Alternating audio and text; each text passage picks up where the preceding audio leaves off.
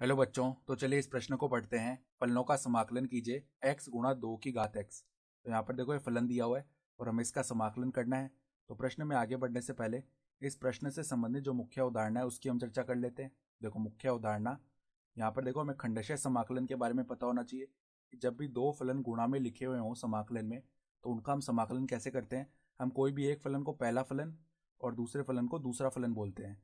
तो देखो उसका निर्धारण हम कैसे करते हैं कि पहला फलन किसे बोलना है और दूसरा फलन किसे बोलना है। इसका निर्धारण हम आइलेट नियम से करते हैं।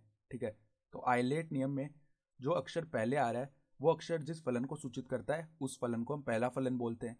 तो यहाँ पर देखो आई लेट है, तो आई का अर्थ होता है जितने भी प्रतिलोमीय फलन है, एल का अर्थ है लघुगणकीय फलन, ए का अर्थ है बीजगणितीय फलन, टी का अर्थ है हमारे पास में जितने भी त्रिकोणमितीय फलन है, और ई का अर्थ है चरघातांकीय फलन।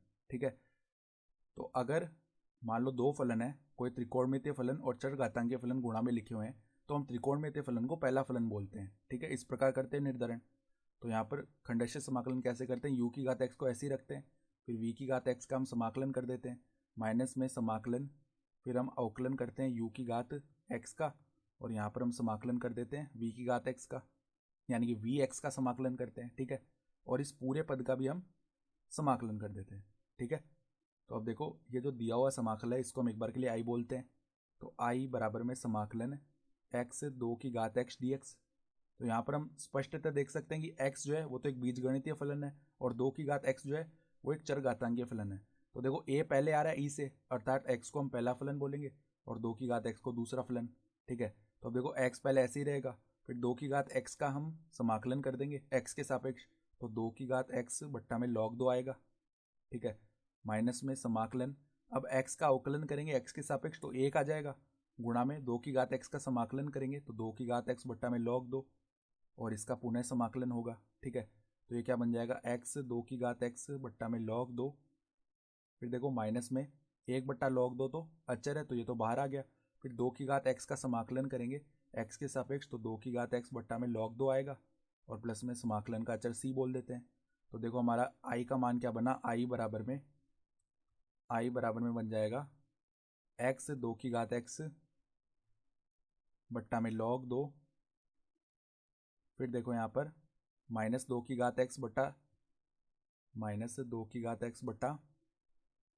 log 2 की घात, यहाँ पर 2 हो जाएगी, और प्लस में क्या आ जाएगा, समाकलन का अचर c। ठीक है, तो अगर हम उभयनिष्ठ लेना चाहें तो 2 की घात x बट्टा log 2, इसको हम उभयनिष्ठ निकाल सकते हैं, तो क्या बन जाएगा x माइनस 1 बट्टा log 2। ठीक है, और प्लस में समाकलन का अचर है c, तो 2 की घात x बट्टा में log 2। ठीक है, और यहाँ से लैसा लेंगे तो x log 2 माइनस 1 बन जाएगा और बट्टा में log 2। ठीक है, ये पद बन गए, और प्लस में समाकलन का अचर c, तो क्या बन गया हमारे पास में 2 की घात x बट्टा log 2 का वर्ग गुणा में x log 2 माइनस 1 प्लस में समाकलन का अचर c, और यही हमारा उत्तर भी हो जाएगा समाकलन का।